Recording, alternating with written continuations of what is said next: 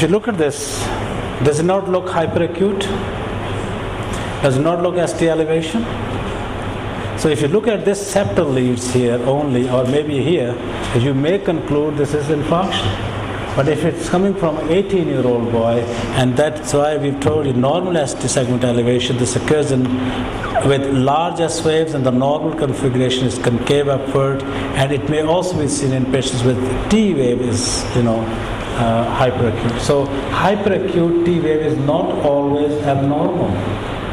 It is early abnormality found in patients with myocardial infarction, but it is not always abnormal.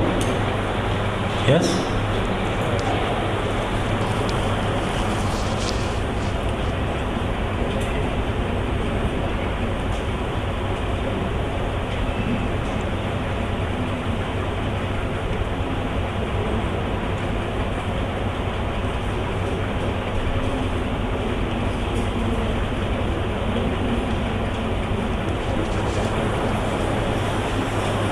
What's the correct diagnosis of this ECG?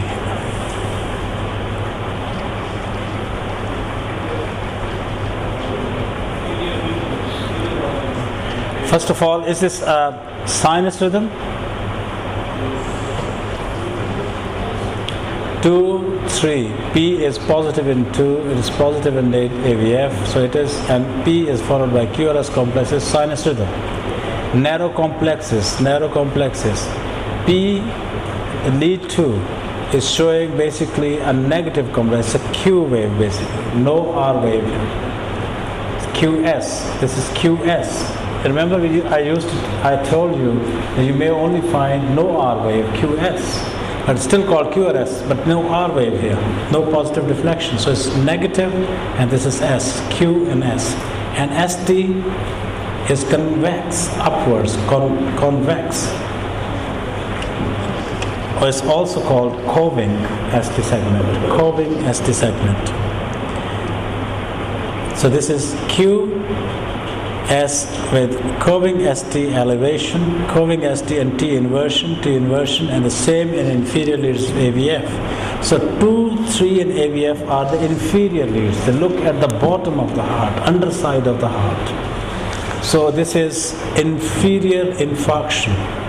Q wave infarction with ST elevation. Is it fresh? Why? How long does it take to make the Q waves? Would you give streptokinase to this patient? No? It depends upon the duration of the chest pain. The Q waves can develop within few hours, 4 to 6 hours or less. So the presence of Q waves should not stop you from giving a thrombolytic therapy if patient is still having chest pain or the history is only less than 12 hours.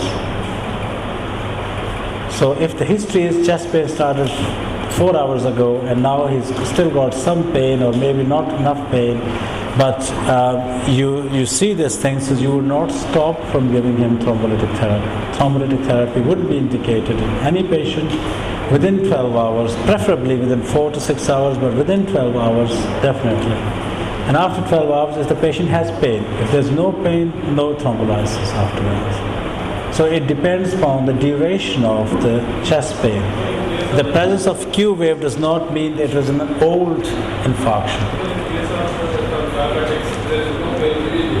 So how it will be indicating that you should receive streptokinase or not? Age of the... No. Patient is diabetic, same ECG pattern. Most of the diabetics usually don't feel pain during MR. So what should be the marker which will indicate that you should receive this streptokinase or not? The patient must be coming to the doctor with some kind of symptom. That's why we did the ECG. For example, maybe saying epigastric pain, so that may be atypical pain. A silent ischemia, for example, patient walks in and patient doesn't have any history, and you do the ECG as a part of routine, and you find then there's an old infarction most probably. And you can verify that on the echocardiogram by hypokinetic segments, or you can do the enzymes. Most probably it will be an old infarction. If patient comes to you with some symptoms, maybe atypical, like one of the celebrated Haqqani sir, Arshad Haqqani, he came to us. He said that he had food with Ataul Haq Qasmi the night before, or in the late afternoon, and then afterwards he just had some discomfort in the epigastric region.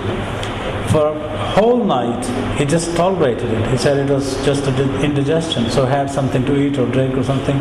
Came in the morning for consultation with a gastroenterologist.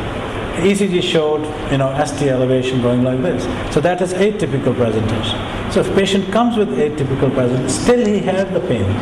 He still had the pain by the time he came. So it was ongoing ischemia even 12 hours later, and that is an indication for either thrombolysis or angioplasty.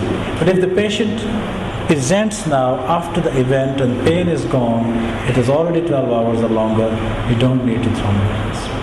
So symptomatic patient, even after 12 hours, is an indication for thrombolysis or intervention.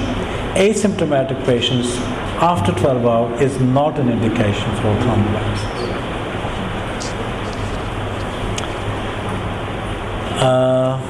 Have you done this? Next.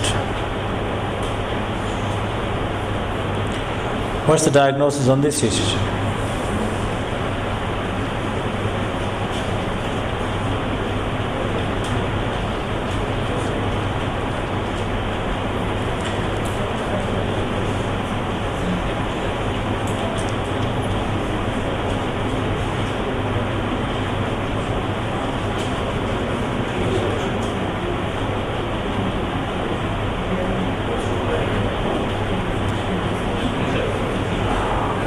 Right. What is the answer?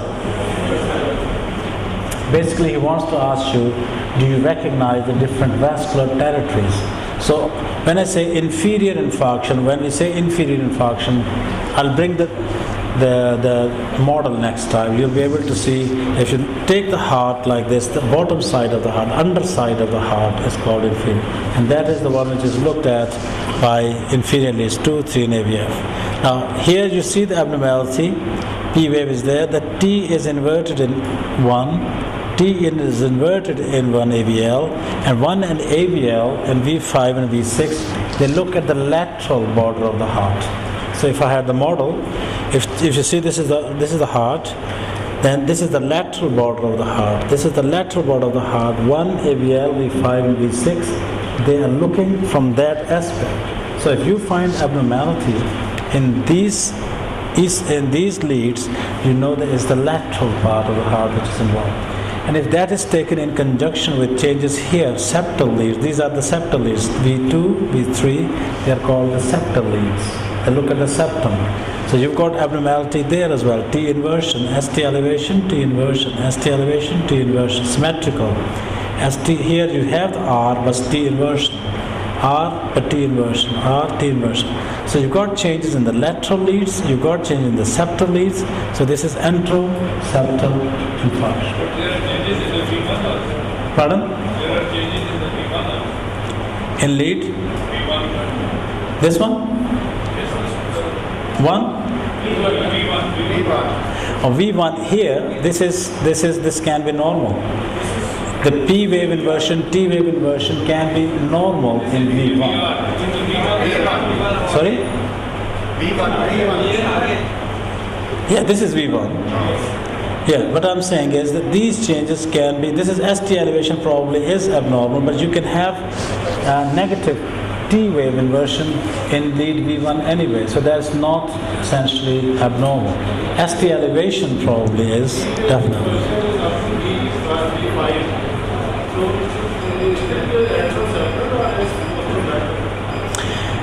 The lateral part in this patient basically is being supplied by the LAD. LAD supplies the diagonal, which supplies the lateral part and the septum. So anterior is part of the LAD territory. So if you find the leads, septal leads along with this is called enteroseptum. If it's only found in 1 AVL, V5 and V6 and the rest is spared, this is lateral. Now either selectively the diagonal is involved or selectively the obtuse margin of the circ is involved. Can we say that this is the descending branch of the TV circumflex? Circumflex will supply, as I said, the lateral part at best. So you can have infralateral or lateral, but it will not supply the septum. The septum is always supplied by the septal perforators from diagonal, or from LAD, or from the PD of the right side. If it's PD of the right side causing septal perforator occlusion, then you'll have inferior changes. So you don't have inferior changes in this one. This is LAD territory. LAD territory proximal. That's why it's involving the lateral part, because lateral diagonal usually arises very proximally, very at the beginning of the LAD.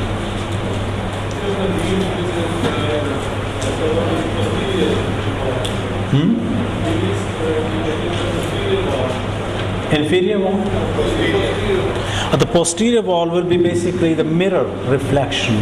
It will be the mirror reflection as found in lead V1 and V2. So you'll have STL, ST depression, and you may have R wave instead of Q. So you have R in V1 and V2, and ST depression instead of ST elevation. So it's a mirror image of changes found in V1 and V2. That's posterior. We stop here now? Yes. Oh.